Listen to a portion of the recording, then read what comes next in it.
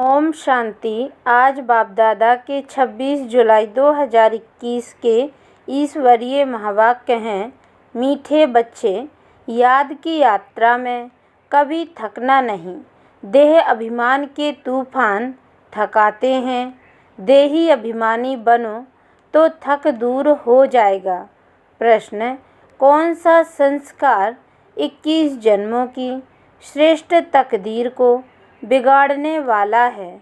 उत्तर: अगर किसी में रूठने का संस्कार है, बाप से व पढ़ाई से रूठ जाते हैं तो 21 जन्मों की तकदीर बिगड़ जाती है। इसलिए बाबा कहते, मीठे बच्चे, देह अभिमान के वश कभी भी यह उल्टा नशा नहीं चढ़ना चाहिए कि मैंने इतनों को समझाया, इतनी मदद की। देखो बाबा कितनी बड़ी अथॉरिटी, फिर भी कितना निरहंकारी है। इसलिए सी फादर। गीत: रात की राही थक मत जाना। ओम शांति। मीठे मीठे सिकी लदे बच्चों ने गीत सुना और जो योग युक्त सर्विसेबल बच्चे हैं वह इसका अर्थ झट समझ लेते हैं। हम रात के राही अर्थात ब्राह्मणों की अब रात पूरी हुई है। भक्ति मार्ग को रात कहा जाता है। आधा कल्प रात का पूरा होता है। हद का भी दिन और रात है।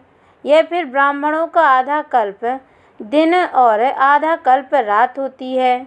इस समय जबकि बाप आते हैं तो अंधियारा है। प्रभात होने का पहला पूर है। सवेरा हो रहा है। बच्चे जानते हैं। अब बाप कहते हैं, मीठे मीठे बच्चे, याद की यात्रा में थक नहीं जाना। जैसे जिस्मानी यात्रा होती है, आगे पैदल जाते थे, बहुत धीरे धीरे, बीच बीच में मंजिल बनी रहती है। ज़रूर मालूम रहता है हमको फलानी फलानी मंजिल पर ठहरना है। आगे बहुत श्रद्धा से पैदल जाते थे, उसमें बड़ी मेहनत है। अब यह तो बहुत सहज है। इसको कहा जाता है सहज यादवा योग। सिर्फ बाप को याद करना है। थकने का मतलब ही है ही देह अभिमानी बनना। हाँ, इसमें कोई शक नहीं। माया के विघ्न पड़ेंगे, परंतु इसमें थक नहीं जाना है। थक जाने से देह अभिमान आ जाता है। बाप कहते हैं, बच्चे, शरीर निर्वाह के लिए काम तो करना है, उसके लिए छुट्टी है। 8 घंटा शरीर निर्वाह, 8 घंटा आराम, बाकी 8 घंटा इसमें दो। अभी तो पूरा 8 घंटा कोई देते नहीं, अंत में 8 घंटा तक रहेंगे। चार्ट को बढ़ाते रहो। यहाँ जब आकर बैठते हो तो याद दिलाई जाती है, जिसको तुम निष्ठा कहते हो। बाबा की याद में आकर बैठते हो। इसका मतलब यह नहीं कि सिर्फ यहाँ आकर याद में बैठना है। ऐसे बहुत हैं, समझते हैं 5-10 मिनट योग करके उठें, परंतु बाप तो कहते हैं, धंधा धोरी करते कहाँ आते जाते हो तो भी तुम योग में रहो। कहाँ गंगा स्नान आदि करने जाते हैं तो राम राम जपते हैं ना। यहाँ तुमको कुछ सिमरना नहीं है, सिर्फ बाप को याद करना है। यह बाप बच्चों से ही बात कर रहे हैं। तुम्हारा कल्याण ही है याद की यात्रा में। इसमें थकना नहीं है। इसमें तूफान बहुत आएंगे। तूफान कोई मिट्टी आदि के नहीं, माया के तूफान आने से बुद्धि का योग टूट जाता है। फिर देह अभिमान में आने से धंधा धोरी बच्चे याद आ जाते हैं। बाप कहते हैं, अब तो यह धंधा धोरी आदि सब खलास हो जाने हैं। तुम्हारे बच्चे बारिश बनने ही नहीं हैं, सब खत्म हो जाने हैं। अभी तो बारिश बेहद के बाप के खड़े हैं। हद का वर्षा मुर्दाबाद होना है। साहूकार लोग समझते हैं अब बच्चा बड़ा होगा, शादी करेगा, फिर यह होगा। बाप कहते हैं, अभी इतना टाइम नहीं है, इसलिए दुनिया से बिल्कुल मोह हटा दो। यह तो कब्रिस्तान है। धंधा धोरी बच्चों आदि के चिंतन में मरेंगे तो मुफ्त अपनी बर्बादी कर देंगे। शिव बाबा को याद करेंगे तो आबादी बहुत होगी। देह अभिमान में आने से बर्बादी होती है, देही अभिमानी बनने में आबादी होती है। जितना याद करेंगे उतना भविष्य की जन्म वर्षा पाएंगे। याद नहीं करेंगे तो बहुत घाटा पड़ जाएगा, वह फिर कल्प कल्पांतर के लिए हो जाएगा। इतनी बड़ी घाटे की बात है, ख्याल करना चाहिए हम पूरा वर्षा कैसे पाएं। धन की भी बहुत लालच नहीं रखनी चाहिए, टू मच में नहीं जाना चाहिए। कोई देवाला मारते हैं तो बहुत फिक्रात हो जाती है, शिव बाबा को बिल्कुल भूल जाते हैं, फिर दोष रखते कि ज्ञान में आए हैं तब देवाला मारा है, बीमार हो पड़े हैं। यह कभी नहीं समझना चाहिए, बीमारी आदि होती है, यह तो कर्म भोग है। अच्छा है विकर्म विनाश हो जाएंगे। धर्मराज के डंडे खाने से तो बीमारी अच्छी है ना, कर्म भोग चुकतू करना है, यह तो महारोगी शरीर है। कितनी संभाल की जाती है, चलते चलते खड़े हो जाते हैं, हार्ट फेल हो जाते हैं। ऐसी पुरानी दुनिया को तो बुद्धि से एकदम भूल जाना चाहिए। बच्चे देखते हैं बाप नया घर बना रहे हैं तो पुराने से एकदम दिल हट जाती है। कहते हैं बाबा जल्दी से मकान बनाओ, पुराने मकान में तकलीफ़ बहुत है। तुम भी जानते हो यह पुरानी दुनिया तो बहुत गंदी है। तुम्हारा यह बेहद का संन्यास है, वह संन्यास करते हैं घर बार का, उसको हद का संन्यास कहा जाता है। तुम संन्यास करते हो विकारों का। बाप कहते हैं देह सहित देह के जो भी तुम्हारे संबंध है सबको तोड़ मामेकम याद करो। यह दुनिया जो नाकों से देखते हो इनको भूल जाओ। अभी तुम्हारी बुद्धि जानती है हम स्वर्ग की राजधानी के लिए पुरुषार्थ कर रहे हैं। ज्ञान का तीसरा नेत्र मिला है, यह सब कब्रिस्तान हो जाना है, इससे प्यार नहीं रखना है। आजकल मनुष्यों के पास पैसे बहुत हैं तो विकार भी तेज हो गए हैं। काम विकार कितना तेज है, काम बिगर रह नहीं सकते। 4-5 वर्ष पवित्र रहे फिर लिखते हैं बाबा आज इनको भूत लगा, काला मुंह कर दिया। कितना धक्का खाया, एकदम 5 मार मंजिल से गिरे। पहले पहले यह देह अभिमान, ऊपर से गिरा ठक, पुर्जा पुर्जा हो गया, खलास। हड्ड गुड़े बिल्कुल ही टूट जाते हैं, फिर पुरुषार्थ करने में टाइम लगता है। यह है सबसे बड़ी चोट। इसलिए बाबा कहते हैं काम महाशत्रु है, विकार को ही पतितपना कहा जाता है।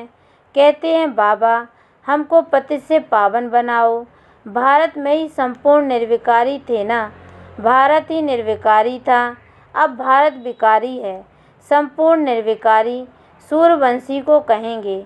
बलरामचंद्र के राज्य में भी विकार की बात नहीं रहती, परंतु कला तो कम हो जाती है। 1250 वर्ष कम हो गए तो वह दुनिया की ताकत तो कम हुई ना, इसलिए उनको सतो प्रधान फिर सतो कहा जाता है।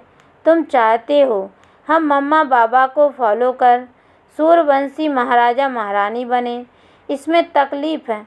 वह खर्चे आदि की तो बात ही नहीं है, इसमें मुख से कुछ बोलना भी नहीं है, सिर्फ याद करना है। इसको ही सहज योग कहा जाता है। इसमें बड़ी मेहनत चाहिए। बाबा के आगे तो सब महारथी हैं, इसमें योग पूरा चाहिए तब कुछ तीर लगे। योग बल है ना, योग की बहुत कमी है। विघ्न भी योग में बहुत पड़ते हैं। बेहद का बाप मीठे मीठे बच्चों को बैठ समझाते हैं। बाप से व पढ़ाई से कभी रूठना नहीं है। रूठेंगे तो 21 जन्म तकदीर से रूठेंगे। बड़े अच्छे अच्छे बच्चे भी रूठ पड़ते हैं, नशा चढ़ जाता है देह अभिमान का। मैंने इतनों को समझाया है, देह अहंकार आने से ही फिर गिर पड़ते हैं। इसमें अहंकार नहीं आना चाहिए। शिव बाबा को कोई अहंकार है? कितना निरहंकारी है, और है ही कितनी बड़ी अथॉरिटी। कहते भी हैं मैं साधारण तन में साधारण घर में आता हूँ, साहूकार के घर में थोड़े ही आता हूँ। तो अब बच्चों को जागना है। बाबा युक्तियाँ तो बड़ी अच्छी बतलाते रहते हैं, तुम बच्चों की ही देरी है। ड्रामा अनुसार अजुन अवस्थाएं जोर नहीं भरी हैं, आगे चल जोर भरेंगी।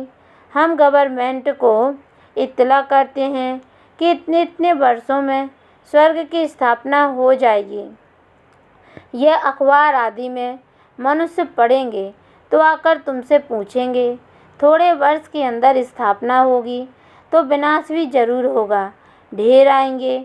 यह प्रॉपर्टी आदि थोड़े समय के लिए है। इस प्रॉपर्टी को तुम कोई प्रॉपर्टी थोड़े ही समझते हो।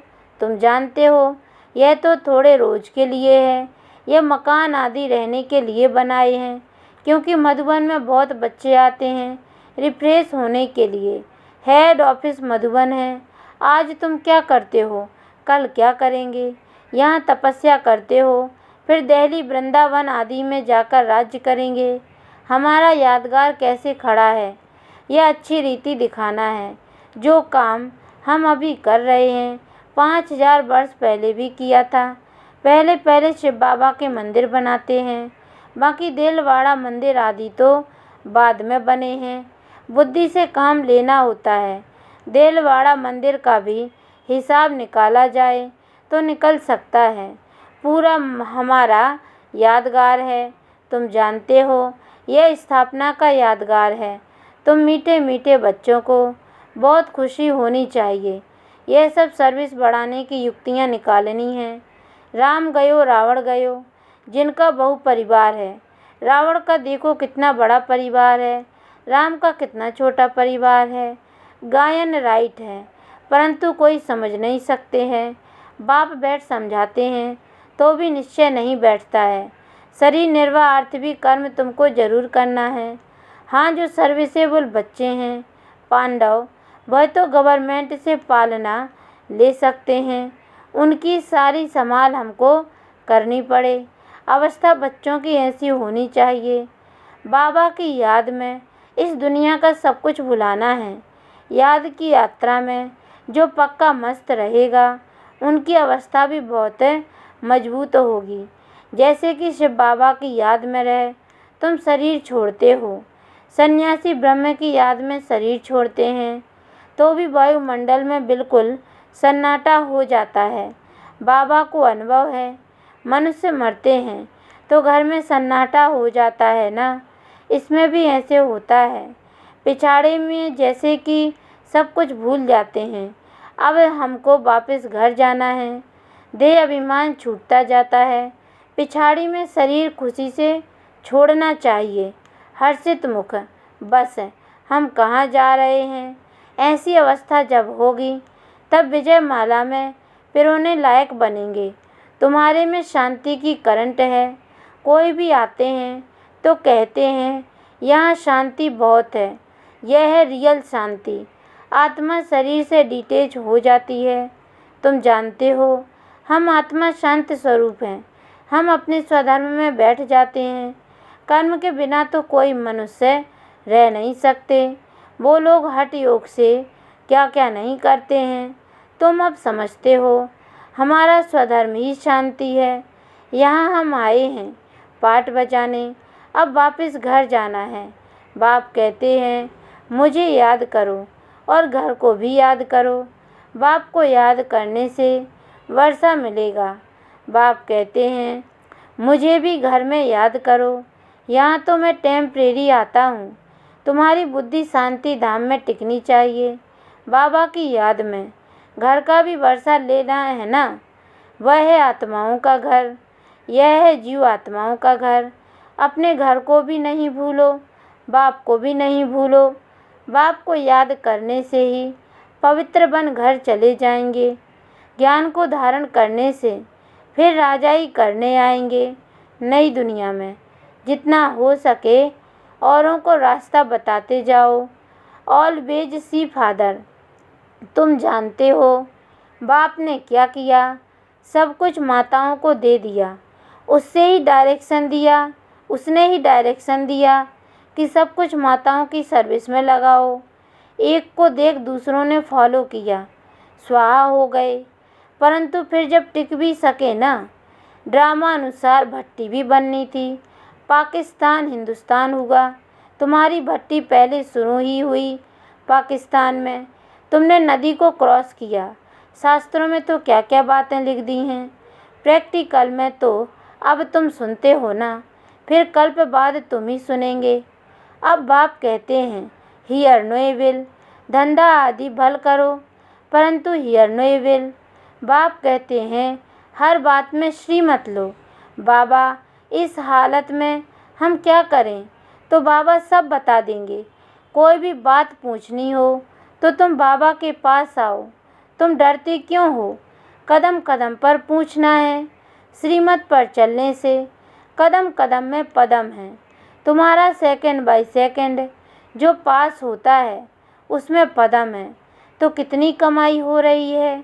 अच्छा, मीठे मीठे सिक्के लदे बच्चों प्रति माता पिता बाप दादा का याद प्यार और गुड मॉर्निंग।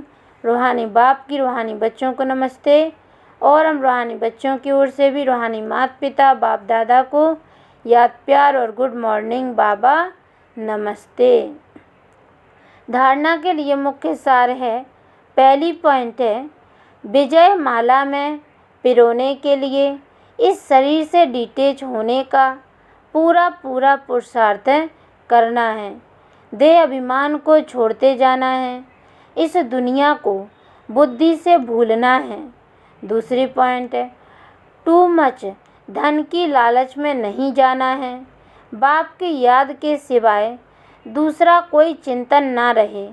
कभी भी बाप से व पढ़ाई से रूठना नहीं है। वरदान, परिवर्तन शक्ति द्वारा सर्व की शुक्रिया के पात्र बनने वाले विघ्न जीत भव।